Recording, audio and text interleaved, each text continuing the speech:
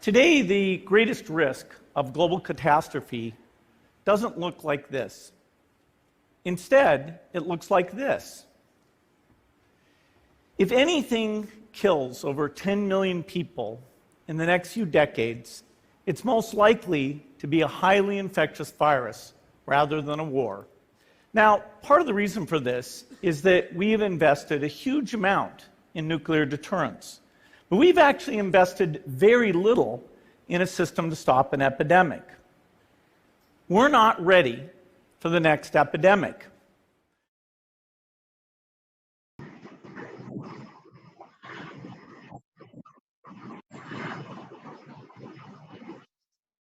Buenas tardes, bienvenidos a todos a este primer Mobile Talks from Home, desde casa. Seguramente entre los cientos de vídeos, fotos y audios que habéis recibido estos días de confinamiento, uno de los primeros que os llegó fue este que acabáis de ver. Un vídeo en el que Bill Gates, en 2015, y a través de un TED Talks, pronosticaba que el mayor riesgo de una catástrofe global no se parecería a una bomba nuclear, sino a un elemento invisible con un aspecto muy parecido al que estamos viendo y quizá nos hemos acostumbrado a ver plasmado en todas partes. Gates decía, en aquel caso, que también como sociedad hemos invertido demasiados pocos recursos en ciencia y que por eso no estamos listos ante la siguiente, la próxima, la actual epidemia o pandemia.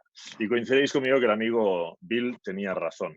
Pero más allá de las implicaciones humanas y sanitarias que lamentablemente ya estamos viendo y viviendo, esto ha generado un efecto mariposa que nos ha encerrado en casa, por lo pronto, y por eso hoy estamos aquí. Nos ha obligado a trabajar como nos hinchábamos a proclamar, aunque no ejercíamos demasiado. Nos ha convertido en trabajadores, en padres, 24 horas, en profesores, en cocineros, y todo ello sin la posibilidad de prepararnos demasiado. No nos han dado demasiado tiempo. Y de algún modo nos está obligando también a repensar qué hemos estado haciendo hasta ahora.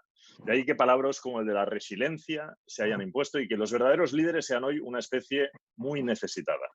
Por eso, y para analizar si estamos frente a una verdadera oportunidad, contamos con algunos grandes líderes, estos sí, que hoy nos pueden hablar de la actitud necesaria para gestionar estos tiempos de incertidumbre y los que vendrán.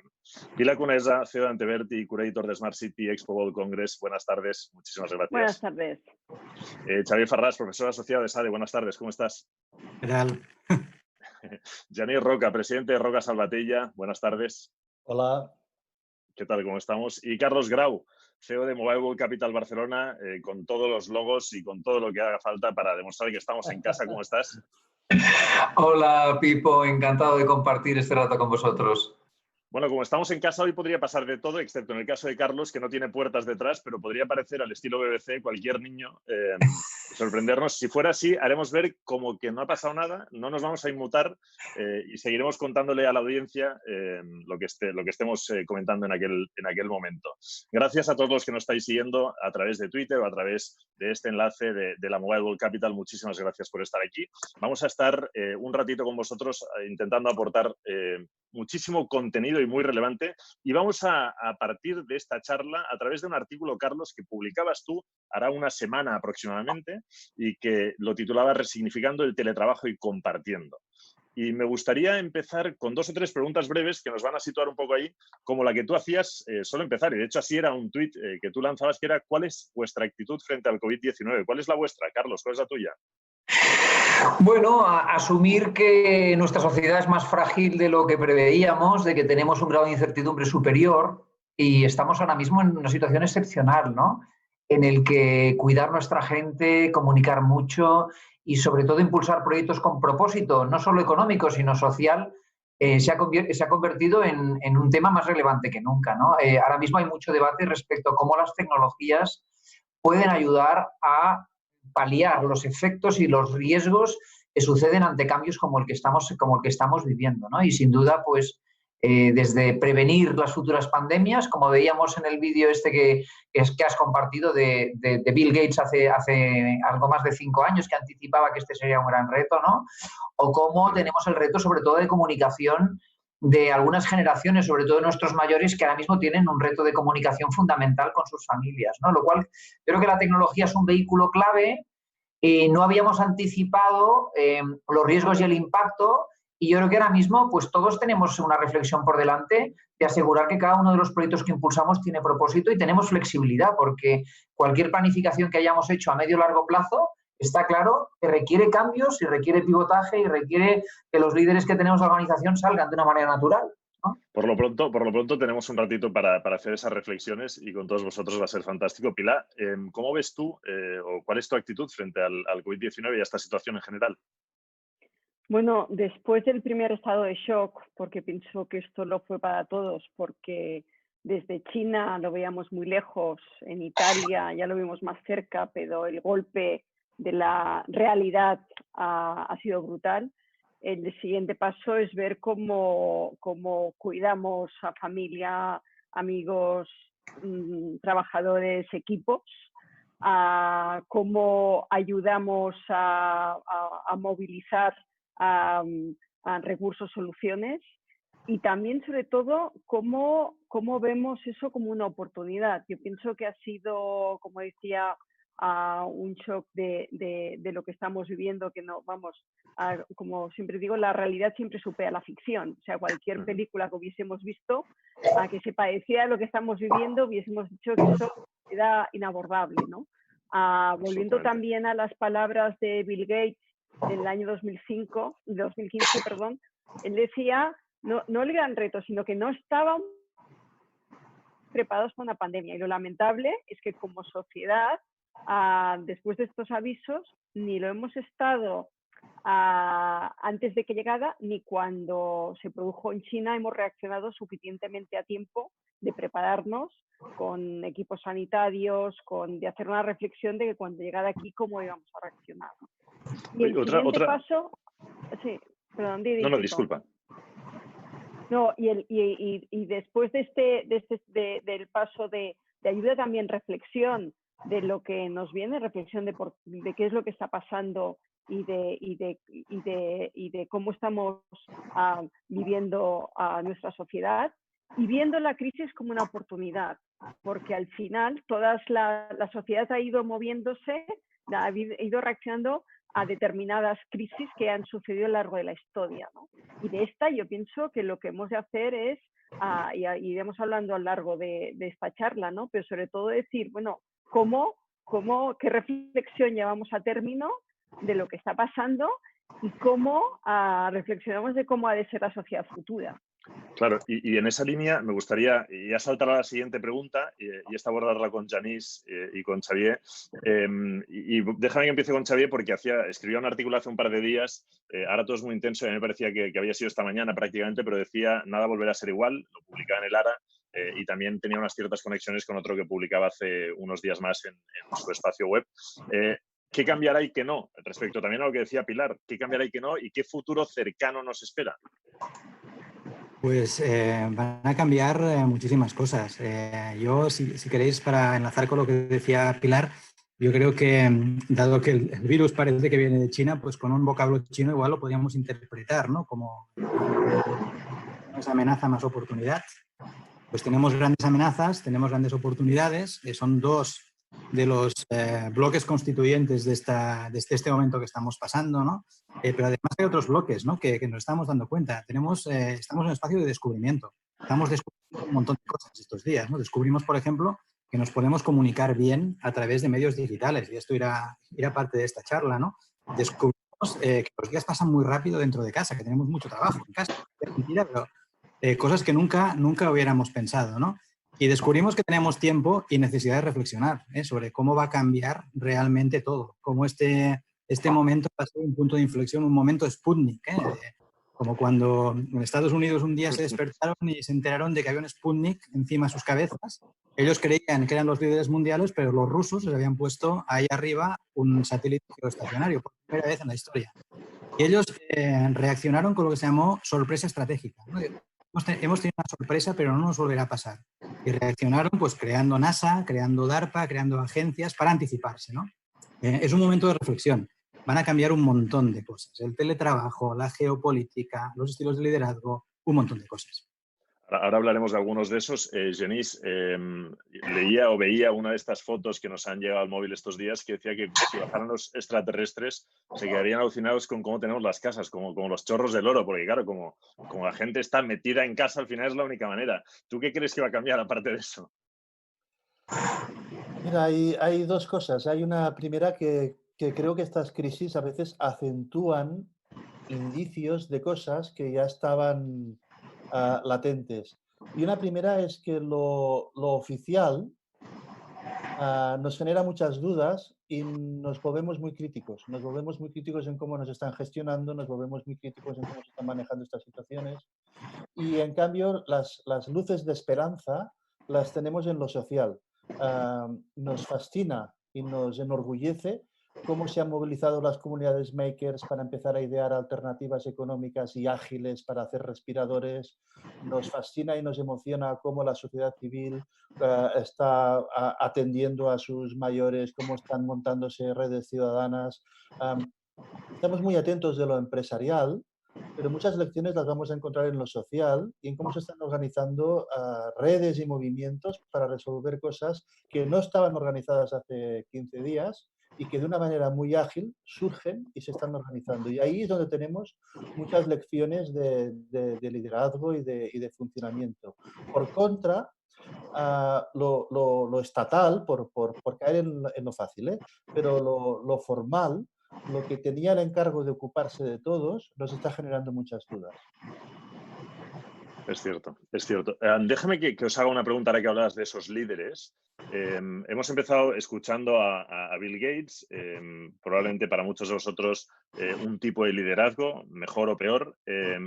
¿Cuál sería para vosotros un buen líder o un buen ejemplo? ¿Qué referente tenéis en mente? No sé, Carlos, si tú tienes a alguien claramente o nunca has sido tan groupie y no tienes uno fijo. Hombre, tengo múltiples, pero estos días pienso sobre todo en los líderes que tenemos en el mundo de la salud, ¿no? Y pienso mucho en el doctor Campistol, que dirige uno de los centros de salud de referencia en nuestro país y que de hecho es el equipo que está liderando todos los análisis del punto de vista del virus, ¿no? Que es el hospital clínico, ¿no?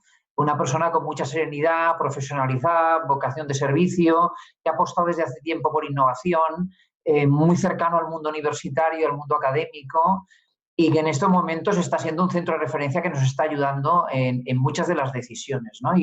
Y veo ahí líderes también en diferentes áreas, sobre todo anticipando lo que viene, ¿no? Porque yo creo que ahora mismo esta pandemia nos ha cogido por sorpresa, ¿no? Pero tenemos que plantearnos que probablemente no sea la última. Tienen que venir probablemente otros retos en el futuro y tenemos que preparar nuestra sociedad.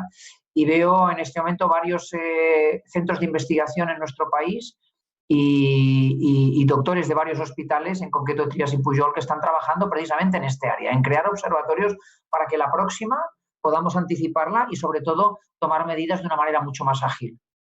De forma sintética, Pilar, Genís, Xavier, ¿qué líder tenéis en mente? Y ahora os dejaré escuchar unas reflexiones de Bob Chapman que hacía hace unos días aquí en Barcelona para que reflexionemos. ¿Pero cuál tenéis vosotros? Yo ahí te diría que hay como grandes referencias, ¿no? De grandes líderes como Bill Gates, que además de hace en el 2015 anunciar que no estábamos preparados, también hace 4 días lanzó un mensaje de reflexión sobre qué sociedad tenemos, a qué sociedad hemos de aspirar y cómo este virus puede ser una oportunidad para hacer un cambio profundo. Yo soy de las que pienso que nada será igual después de la pandemia. Creo que está contigo. Pero también con líderes en la línea que comentaba Carlos, ¿no? De líderes más cercanos. Es el momento también de liderazgos colectivos, de liderazgos compartidos. Y también en la sanidad, Uriol Michá, que es un médico que se ha dedicado a todo de temas de malaria, pandemias, que está ahí al frente viendo cómo está investigando en medicación contra el virus, o también el equipo de COVID Barriers, que es un equipo de 300 médicos, innovadores, tecnólogos que están trabajando conjuntamente, liderados por el doctor Andreu Weah, para ver cómo ayudan en la línea también de lo que comentaba Janice, de los makers, ¿no? Que han sido un elemento clave y que estamos viendo rasgos compartidos sociales y que están jugando elementos claves para conseguir equipos sanitarios, para cuidar a los entornos, y serán los que ayudarán a dar un salto en esta gestión de la crisis. Janice, ¿cuál es para ti? No, mira, en momentos así hay gente muy valiosa. Habéis citado al doctor Campistol, que me parece un ejemplo muy claro, o Rido Mitjà. O sea, hay gente muy valiosa, pero en momentos así, y hay que reconocerlo, hay liderazgos que están funcionando en muchos pequeños sitios, y cada uno de nuestros proyectos, cada una de nuestras empresas, cada una de nuestras iniciativas, si solventa este temporal, es porque alguien se pone al frente. Yo te hablaría estoy pensando en mi propia organización, hay personas muy concretas que se han puesto al frente de esto y están haciendo cosas diferentes a las que hacían la semana pasada, y esa capacidad de hacer cosas distintas a las que hacían la semana pasada está siendo esencial para ese equipo. Yo creo que cada uno de nosotros tiene gente muy cerca haciendo cosas muy relevantes con una claridad de liderazgo. Y en un momento así, en que todo el mundo tiene que empujar, yo casi no quiero caer en el tópico de esos grandes prohombres o promujeres, que deberíamos reconocerlas también. Yo creo que ahora está llenísimo, infestado, nunca habíamos tenido tantos liderados como ahora, y en momentos así es cuando surge la gente con esa capacidad y los tenemos. Xavier, ¿qué dices tú? Yo coincido plenamente con mis compañeros. Yo creo que es un momento de liderazgos emergentes, ¿no? De pequeños liderazgos, de muchos pequeños liderazgos invisibles que están traccionando el país. Yo estos días pues me han llegado un montón de iniciativas de gente que, en la medida en que saben pues, que estoy conectado al sistema, pues me envían proyectos de emprendimiento orientados a combatir el COVID, y yo los dirijo donde puedo, ¿no? Nos estamos organizando y eso es muy positivo. Yo encuentro a faltar un liderazgo al estilo épico, ¿no? Un liderazgo Kennedy, ¿no? De esto de en 1962, decir, vamos a ir a la Luna. Esto era imposible. Vamos a hacerlo, ¿no? Lanza la visión, tracciona un país, moviliza recursos porque tiene capacidad de hacerlo, ¿no? Por contra, los liderazgos que veo a gran escala a nivel global, pues son liderazgos casi grotescos, ¿no? Y eso sí que me entristece. Dejad que os comparta este momento en el que Bob Chapman, hace unas semanas, en una conferencia para fomentar el trabajo, comentaba y explicaba cuál era el problema que teníamos como sociedades, qué problemas tenían los líderes, quiénes eran los realmente problemáticos y cómo tener una organización más sana. Escuchemos a Chapman y lo comentamos. The way we treat people in our span of care affects the way they go home and treat their families. So it's called the privilege of leadership, but that privilege of leadership requires courage and skills to care. I say to the presidents of companies, you are the problem. 74% of all illnesses are chronic. The biggest cause of chronic illness is stress, and the biggest cause of stress is work.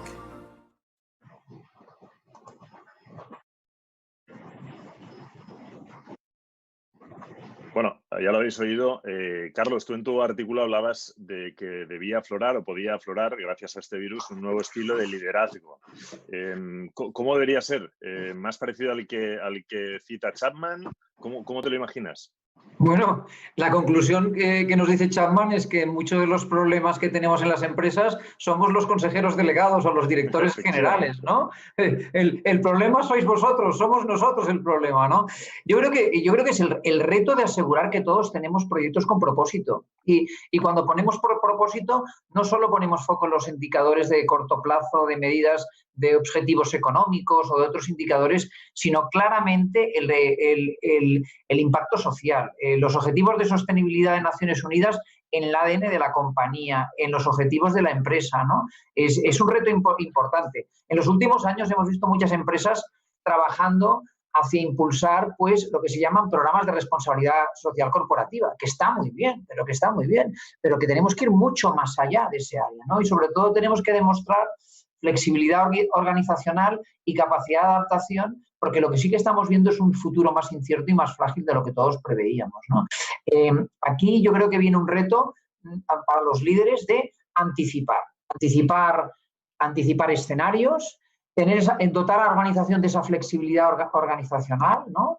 Y cada vez más se habla de impulsar organizaciones con este modelo de redarquía, de trabajo más en red, ¿no? Se han acabado ya las organizaciones jerárquicas, estructuradas, por modelos de redarquía en el que el talento y las iniciativas tienes que dotarlas de contenido independientemente de dónde estén y en qué área estén. Lo que hablaban hace poco, pues, Genís, o comentaba también Xavi, de estos héroes que en algunos casos son anónimos o que están ocultos, ¿no? Porque de repente están saliendo de manera natural y que al final lo que vemos en las organizaciones es que el activo más importante que tenemos son las personas y el talento de las personas.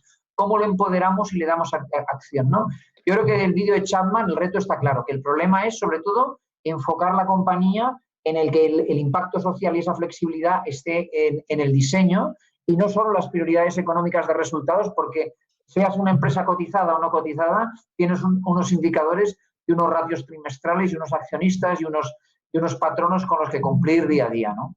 Además de que se supone que esos resultados pueden ser mayores si tu gente es feliz y trabaja a gusto y por tanto se siente más implicada. Pero en cualquier caso, debo decir que en una parte del vídeo que no hemos visto, porque no lo podíamos ver todo, quien quiera lo puede recuperar en YouTube, Chapman también hablaba, como tú has dicho, de que hay 3 elementos en ese orden que deberían ser importantes, que son las personas, el propósito y el rendimiento. Pero en ese orden. Pilar, de lo que no hablaba Chapman, y creo que además lo apuntaba antes Genís, que es muy importante, es el liderazgo femenino. ¿Por qué ante un momento como este es tan importante que las mujeres, como también apuntaba la ONU hace unos días en un artículo, tomen un poco las riendas?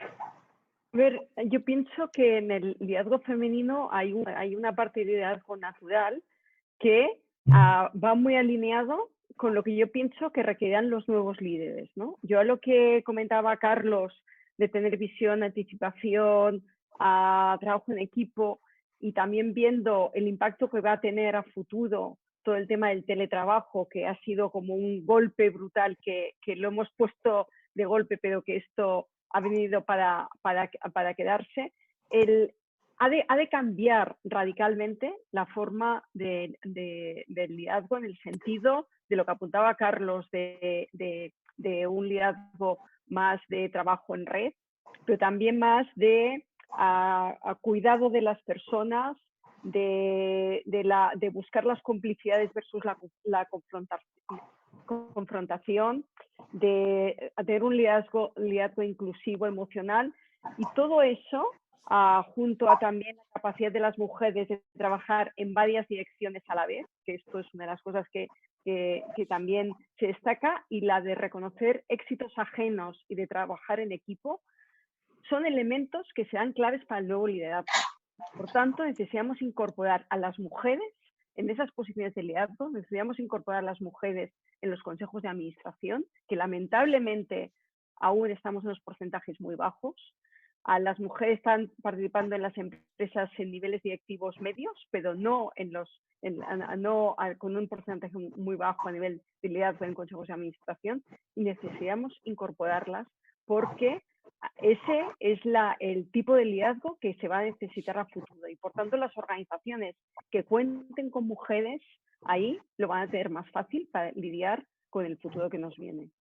Para quien se acaba de incorporar, estamos en directo en esta sesión, este Mobile Talks from Home, desde casa, con Carlos Grau, con Jenny Roca, con Che Farrás, con Pilar Cunesa, y hablando de liderazgo, de cómo nos está cambiando toda esta locura. Como sabéis, nos parece que nos toquemos, estamos todos como cerca, pero en realidad cada uno está en su casa, con lo cual jugaremos un poco como los tertulianos. Si alguno en algún momento queréis interpelar a otro, podéis levantar el dedo. Janís lo ha hecho antes. Puede pasar que os toquéis la nariz y lo interprete mal, inventaros algo, pero vaya, Janís, ¿qué le querías decir a Pilar? Sí, yo quería insistir en esto de los liderazgos femeninos, y no solo porque sea una buena frase para estos momentos, sino porque además creo que hay un exceso, estamos gestionando las cosas con un exceso de testosterona. Y en el lenguaje se nos delata, y se nos ha delatado a mí mismo hoy, en este momento que estamos aquí compartiendo. No sé si Janís se nos ha cortado, pero en cualquier caso, ahí te tenemos, ahí te tenemos. Había un momento que yo creo que te ha castigado la red por ese momento vale. más masculino. Hablaba de un exceso de testosterona que sin querer meterme en camisa de 11 varas, pero es que nosotros en este país tenemos al ejército dando explicaciones cada día en rueda de prensa y con un lenguaje bélico. de todos somos soldados, vamos a combatir, todo esto es, si esto no, más masculina no puede ser la gestión y más nefasta. Yo creo que necesitamos otra manera de enfocar los problemas. Y aprovechando el turno, en estos liderazgos de ahora, lo que ha quedado claro en esta situación que estamos viviendo es que a los liderazgos les pedimos una muy buena capacidad de comunicación, porque en estos momentos de incertidumbre lo que los equipos necesitan son mensajes claros, cercanos. Mira, voy a poner un ejemplo que no es santo de mi devoción, ¿vale? Mark Zuckerberg, que no es santo de mi devoción, no lo estoy defendiendo, cada viernes hace una videoconferencia con todos los empleados y acepta preguntas. Ahora hay muchos CEOs haciendo vídeos diarios. Marc Cortés, el director general de Roca Salvatella, envía un vídeo diario a todo el equipo. Y eso es un tipo de comunicación que hace 15 días no hacíamos y que ojalá se quede, porque es de una cercanía.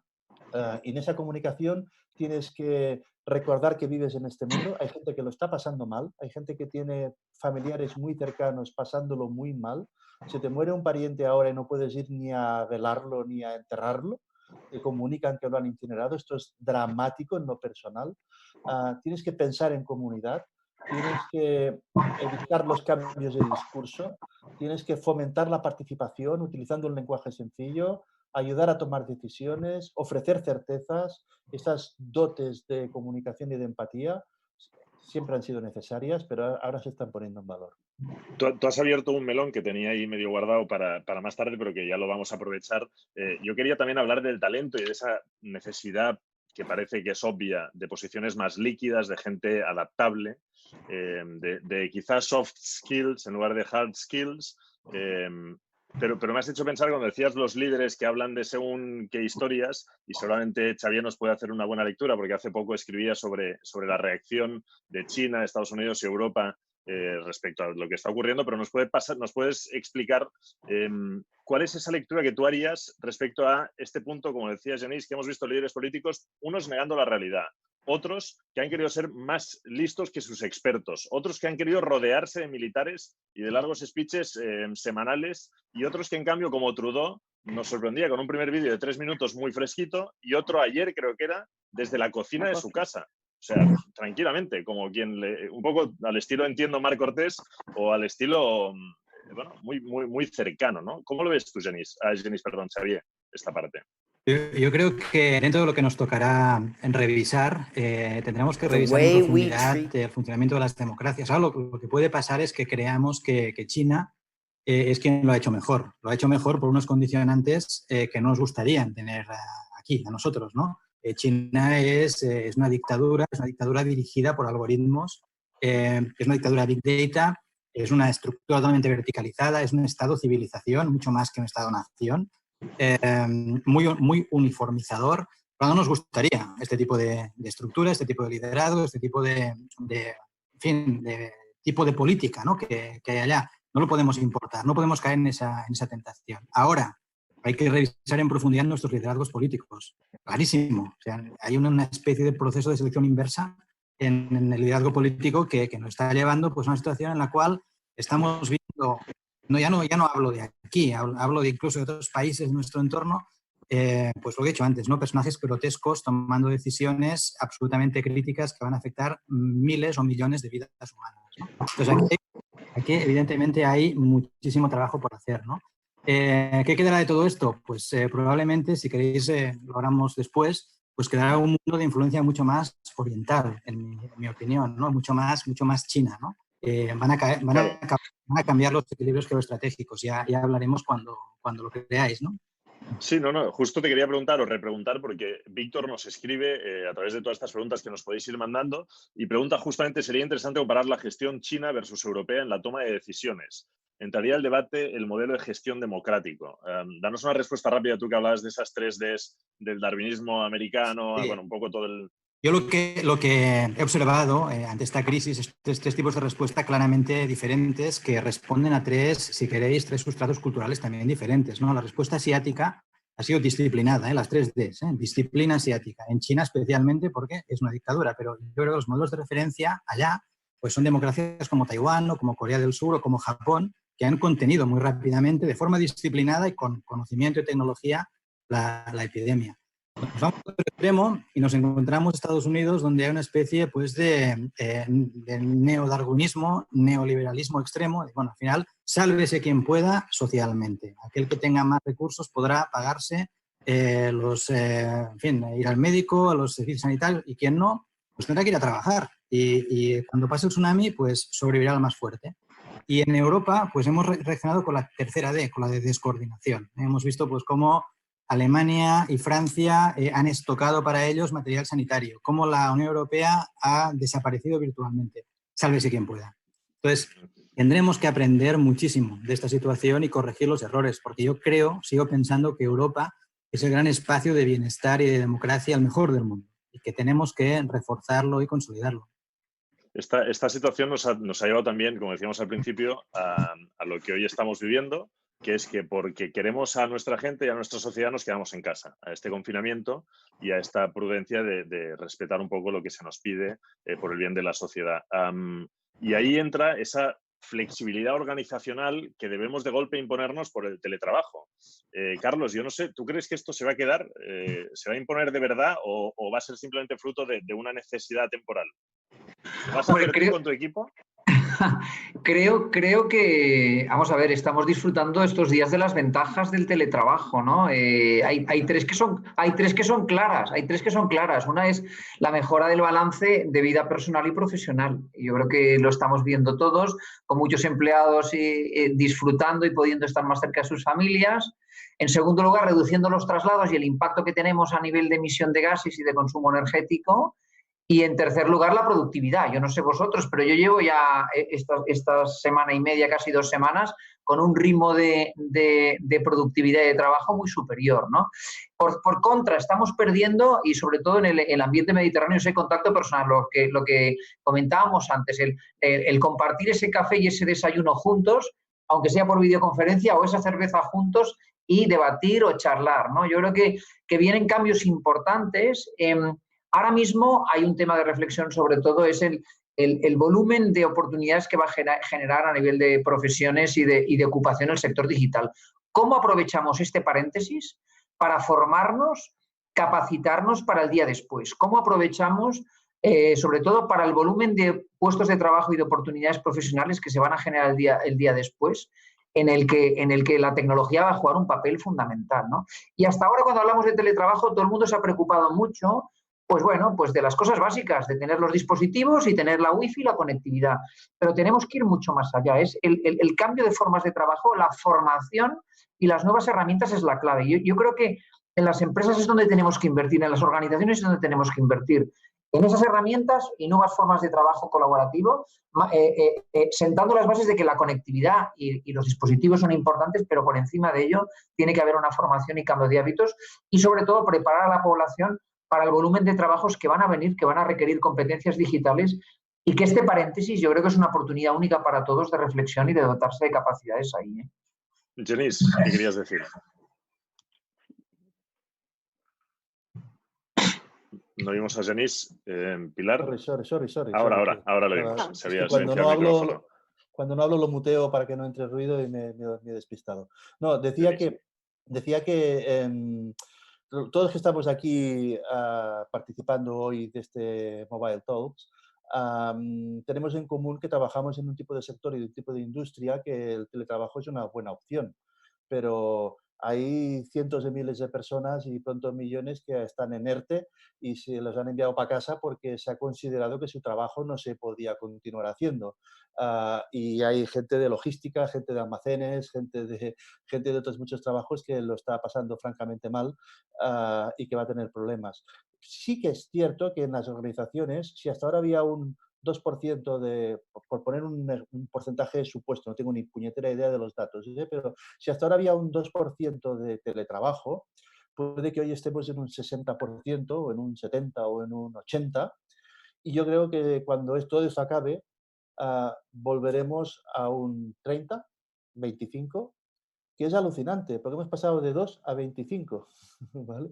pero el 75% continuará siendo como era, incluso en trabajos como los nuestros, que podrían ser de teletrabajo, pero continuaremos yendo a la oficina cada día. Digo Pilar, porque con la misma, perdona. perdona, con la misma velocidad con la que nos hemos incorporado a esta rutina nueva, vertiginoso, sospecho que el rebote será con la misma velocidad. Pues es. Pilar, ¿tú qué quieres? Yo le doy en parte a Genís la razón, pero en parte. O sea, como él decía, si de este pasamos de un 2 que estaba más, yo algunos datos que tengo es de un 7%, pero a un 30%, es un salto que nos hubiese costado años en abordar, porque no solo es tener la disponibilidad de herramientas y tecnología, sino sobre todo la cultura de empresa. Entonces yo pienso que también el tema del trabajo va muy vinculado al tema de los nuevos liderazgos que hablábamos antes. Liderazgos basados en la confianza, en la orientación a resultados, en el trabajo en equipo, versus a el estar muchas horas en el trabajo, que te vea mucho el jefe, o sea, estilos que no sean los del futuro, ¿no? Entonces, yo pienso que el teletrabajo va vinculado también a esos tipos de liderazgo, porque ahora implica que tienes una confianza plena en que los equipos están trabajando y se están implicando. Y también lo que quería apuntar es que normalmente en teletrabajo, cuando hablamos, pensamos siempre en el teletrabajo en casa. Entonces, hay experiencias que yo pienso que es un tipo de teletrabajo que también se va a dar mucho en el futuro, más en el norte de Europa, que se están dando, que es pensar que muchos hemos oído hablar del distrito C de Telefónica o el gran centro del BBVA, que concentró todas las oficinas en un mismo sitio, en los dos casos en Madrid, con 25.000 trabajadores en la misma zona, ¿no? Pues pasar de esto a tener edificios propios o compartidos con otras empresas en distintos puntos de Madrid y de Barcelona y de las grandes ciudades, para que vayas a trabajar al sitio que te quede más cercano, porque no todo el mundo tiene el espacio en casa para hacer teletrabajo. Hoy estamos conviviendo con lo que tenemos.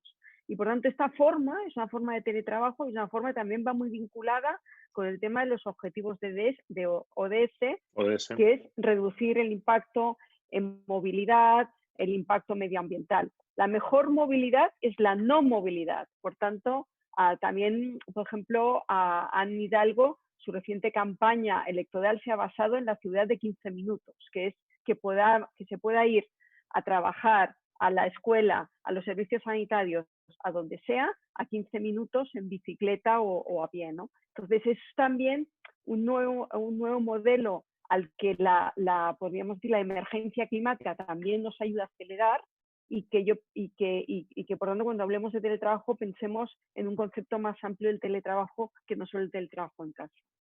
Absolutamente. Hay una pregunta que nos manda Álvaro, la dejo para Xavier en este caso, en la que dice: ¿conseguiremos que la empatía sea un aspecto que los trabajadores empiecen a valorar a partir de ahora en sus puestos de trabajo?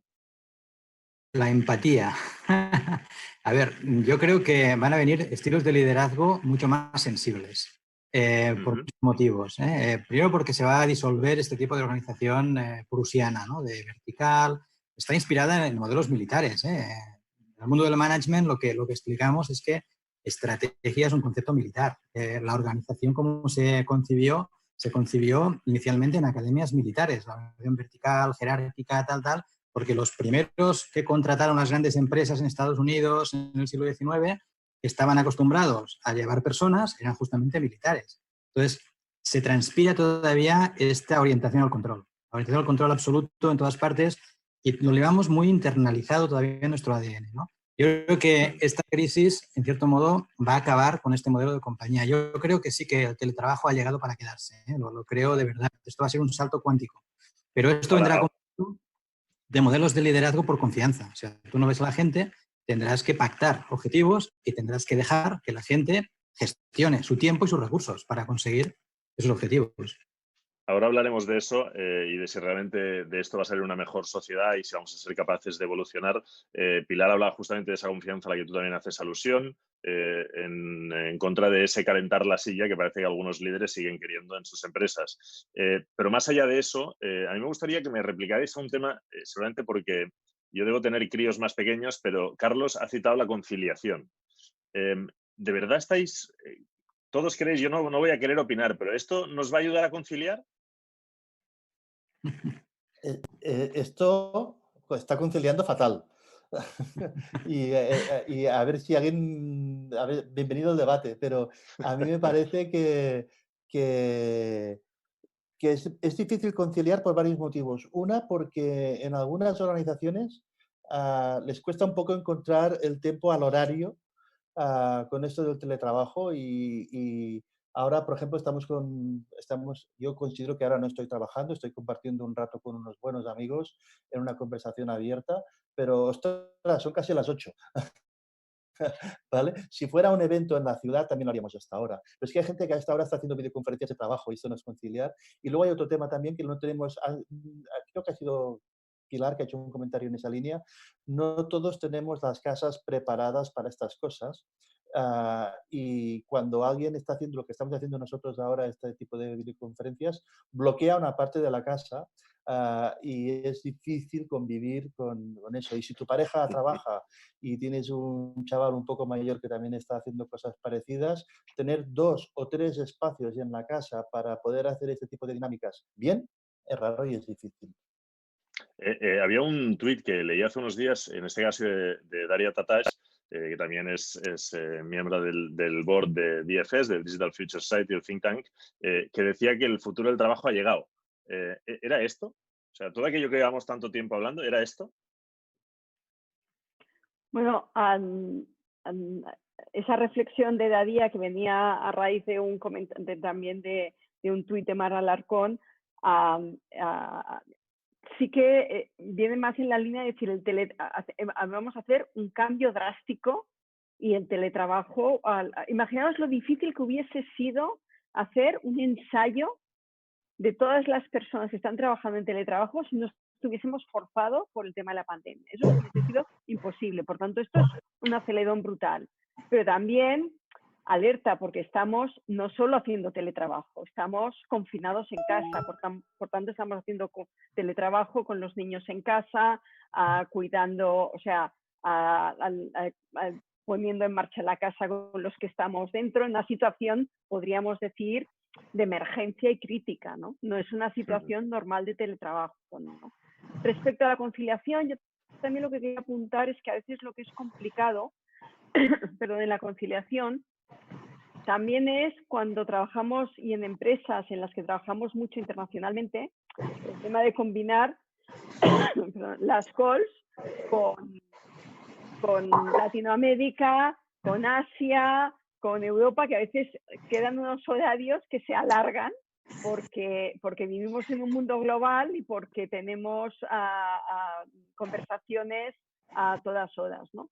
Pero yo sí que pienso que el teletrabajo bien entendido, ya digo, no solo en casas, sino en edificios compartidos, o sea, un poco como los espacios de coworking, pero pensados para grandes escalas y grandes corporaciones, facilitará la conciliación. Y lo que pasa es que también eso requiere un cambio de cultura drástica de la empresa. O sea, el teletrabajo no funcionará sin un cambio de cultura basado en la confianza, en la dirección por objetivos, en la organización en red. Carlos, te iba a dar la palabra, que antes tenías el micro cerrado.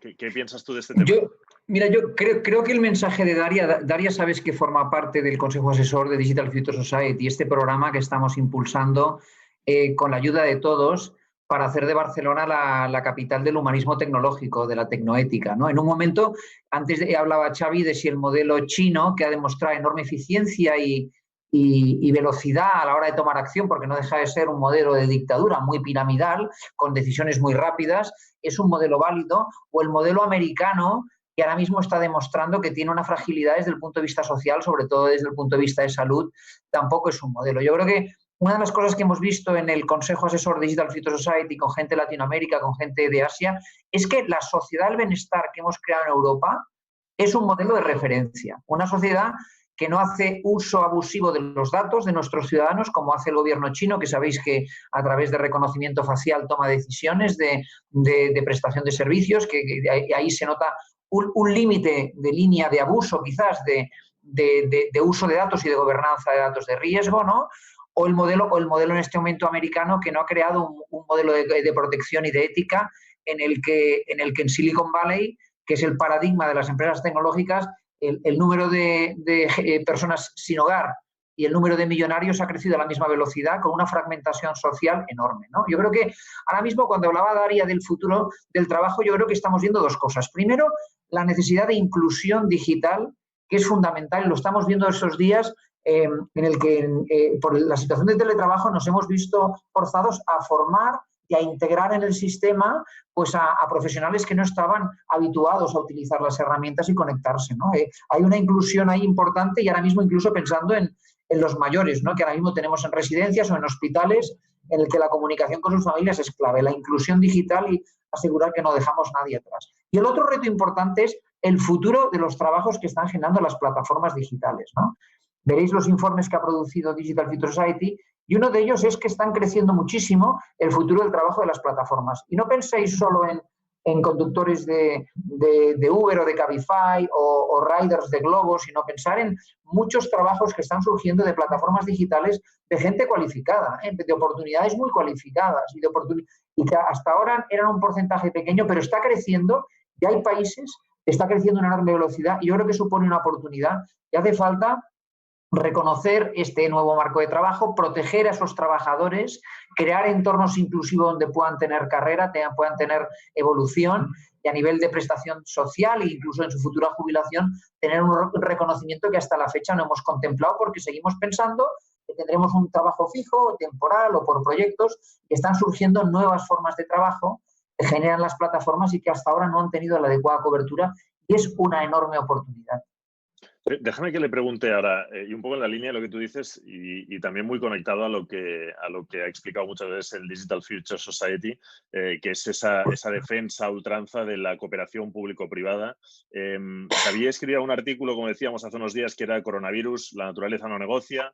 Le hemos leído luego posteriormente de Nada volverá a ser igual. Yo me gustaría saber, Xavier, si tú crees que, como Yuval Harari decía, es el momento de empezar a cooperar conscientemente a gran escala, que es conscientemente, lo digo porque es lo único que hacemos los humanos. Hay otros que cooperan, pero no lo hacen conscientemente. Yo creo que sí. Creo que el coronavirus nos ha puesto un poco contra las cuerdas. Las grandes armas que tenemos para mí son dos, que es el conocimiento y la cooperación consciente a gran escala. Y en última instancia la última, porque el conocimiento se genera con cooperación consciente a gran escala, ¿no? Hay otras especies que también cooperan, por ejemplo las abejas o las especies sociales, pero no lo pueden hacer conscientemente. Lo hacen a gran escala, pero no conscientemente. Lo hacen porque lo tienen grabado en su ADN. Y otras que cooperan a pequeña escala, por ejemplo los simios, ¿no? Para defenderse o para conseguir alimento. Pero nosotros podemos cooperar conscientemente a gran escala en redes internacionales con sistemas informáticos de conexión en tiempo real. Por tanto, ahora también tenemos instrumentos para superar esta crisis, mediante ciencia, mediante tecnología, mediante proyectos orientados a combatir esto u otras cosas, u otros problemas o retos que la humanidad pueda tener. Genís, antes decía Pilar que estamos en una situación anómala, teletrabajando, tú también lo comentabas, y es así, pero a menudo pensamos, y no se lo pregunto a Xavier porque ya sabemos lo que opina por el artículo, él hablaba en positivo de que nada volverá a ser igual, Carlos también lo respaldaba. Me gustaría saber si tú o Pilar, ¿cómo veis el hecho de que estamos en una normalidad que teóricamente deberíamos aprender de ella, pero estamos por imposición? Estamos bajo un estrés informativo altísimo. No sé si realmente tenemos tiempo de pensar y de madurar cómo queremos seguir creciendo. ¿Realmente nada va a volver a ser igual o va a pasar como cuando tienes una enfermedad que durante un tiempo te das cuenta de lo frágil que eres, pero una vez superada vuelves a hacer exactamente lo mismo? Hay bastantes cosas que van a ser bastante diferentes, estoy seguro de que con toda certeza. Además, llueve sobre mojado, quiere decir que hay cosas que ya estaban sucediendo y que ahora se van a acelerar más. Ya teníamos dudas sobre nuestra relación con el planeta y el medio ambiente y la huella de carbono, etc. Y ya teníamos dudas con esas grandes movilidades de población y estos formatos que pedían que nos trasladáramos todos. A mí me parece que esto va a cambiar, que va a haber una tendencia, lo global va a ser muy singular. Un Mobile World Congress quizás tenga sentido, pero había muchas cosas, y lo digo muy en serio, no lo digo solo por cortesía con Carlos y con Oye, o sea, lo digo muy, muy convencido. Una reunión puntual de todos los actores mundiales de un tema para reunirse me parece que podría ser que continuara sucediendo, pero había muchos formatos en que la gente se cogía, había 50.000 personas que cogían un avión que yo creo que van a quedar muy cuestionados. Primera por modelo, pero a corto por miedo. Yo no sé cuánta gente va a coger un avión este verano para venir al Primavera Sound.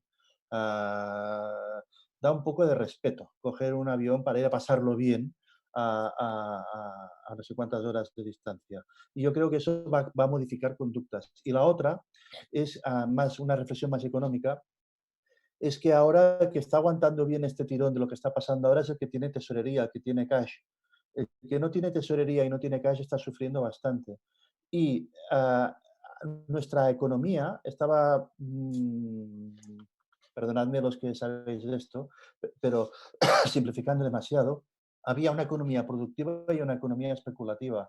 Había un chorro de startups y de ecosistema que, sin un modelo de negocio demasiado claro, pero que su propuesta era un crecimiento apoyado en rondas de financiación.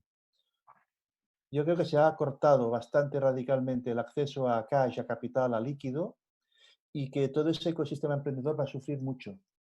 Y me parece que todo lo que dependía de inyecciones de capital fiadas a un largo plazo va a sufrir bastante. Y eso es una alteración bastante seria del ecosistema que se estaba generando de una manera muy interesante en Barcelona.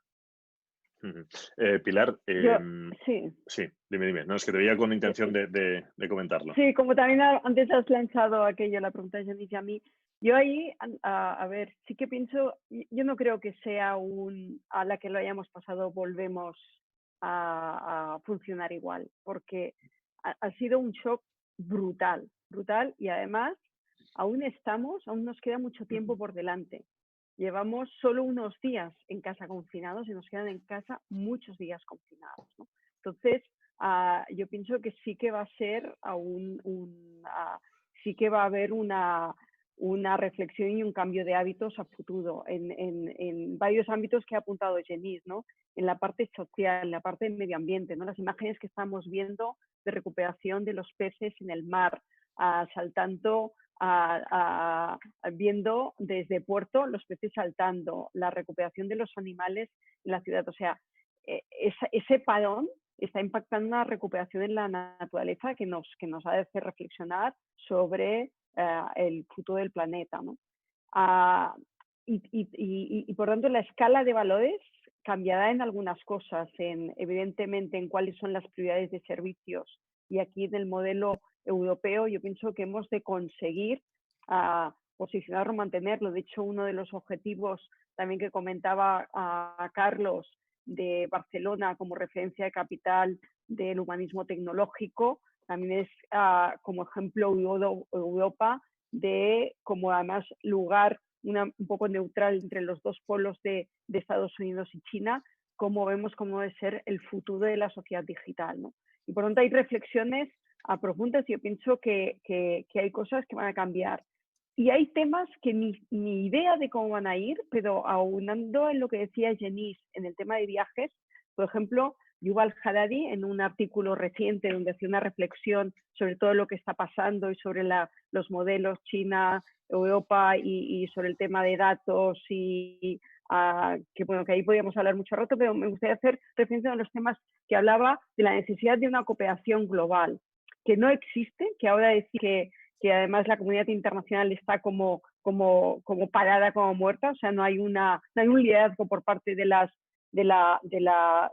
organizaciones internacionales, que hace falta confianza y que muy posiblemente en el tema de viajes se tenga que pactar un criterio de viajes en el sentido que los países, de acuerdo en cómo se reciben a personas de otros países, ¿no? Con qué criterios, con qué checks, porque es cierto que a corto el tema de viajes las personas van a decir tan alegremente que se van de ocio a la otra parte del mundo y en los viajes de negocios te vas a pensar 3 veces antes de realizar ese viaje, ¿no? Y cómo se hacen y cómo se estructura para que funcionemos correctamente.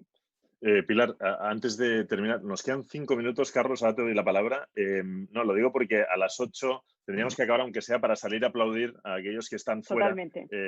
echando una mano por la sociedad y trabajando por todos. Pero, Carlos, y acabo contigo esta parte y luego os pediré una ronda de 4 preguntas muy breves que tendréis que contestar con un sí o un no de gente que ha estado siguiendo esta charla. Pero, Carlos, si quieres, haz ese pequeño apunte y lo rematamos. No, simplemente quedarme con una de las reflexiones que decía Xavier de conocimiento y probablemente de los 17 Objetivos de Sostenibilidad de Naciones Unidas, ahora mismo el más importante es el de las alianzas. Creo que hemos visto estos días de que ni el sector público, ni el sector privado, ni solo los científicos podemos resolver retos complejos como los que tenemos y es importante crear ecosistemas y orquestar nuevas formas de colaboración para abordar los retos que tocan. Es el momento de las grandes alianzas. Creo que tenemos que abordar un cambio de paradigma y de afrontarlo, porque si no, no saldremos adelante en cambios que vienen muy relevantes en nuestra sociedad. Perfecto. Ahora sí, acabo con esas 4 preguntas. Tenemos 4 minutos, os pido que seáis muy breves y que me dejéis 30 segundos para despedirnos. La primera pregunta, vamos a ir a Xavier, que es el que ha hablado menos en esta última ronda. Nos pregunta Patricia, ¿esta crisis nos va a reforzar como sociedad? Danos 3 ítems en las que sí o sí, como decías en tu artículo, nos va a reforzar. Si tenemos una sociedad civil que responda, sí, claramente sí. Estamos aprendiendo muchísimas cosas y tenemos que darnos cuenta de quiénes somos. Europa es el espacio de bienestar más próspero de la historia, el mejor espacio democrático. Los que hemos viajado sabemos que no nos gustaría vivir en ningún otro sitio que aquí, pero somos muy poca cosa y muy frágiles. No somos nada frente a China y veremos lo que quede de Estados Unidos. Por tanto, tenemos la oportunidad de reforzar. Perfecto, gracias, Xavier.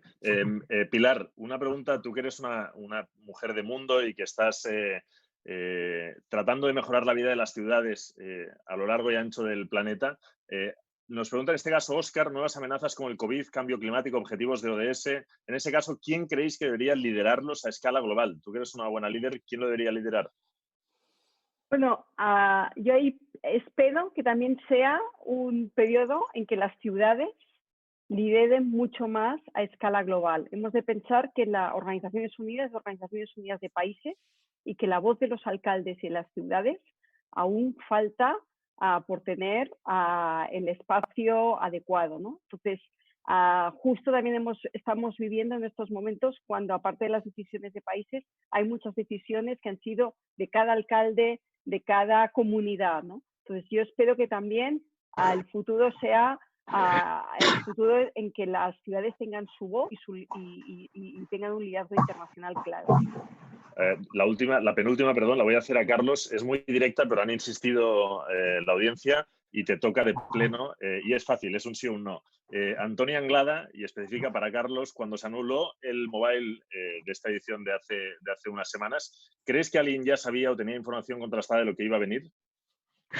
Bueno, estábamos viendo lo que estaba sucediendo en Asia día a día. Yo creo que sabíamos que teníamos uno de los mejores sistemas de salud del mundo y eso nos daba una enorme confianza para poder abordarlo, pero las cifras que teníamos día a día de Asia eran preocupantes y creo que todo el mundo respetó y ahora con el tiempo todo el mundo incluso ha apoyado la decisión que tomó muy dura el GSMA y que de alguna manera también apoyamos todo el resto de colaboradores. La verdad es que fue duro en su momento, pero creo que fue una buena decisión y el tiempo lo está demostrando.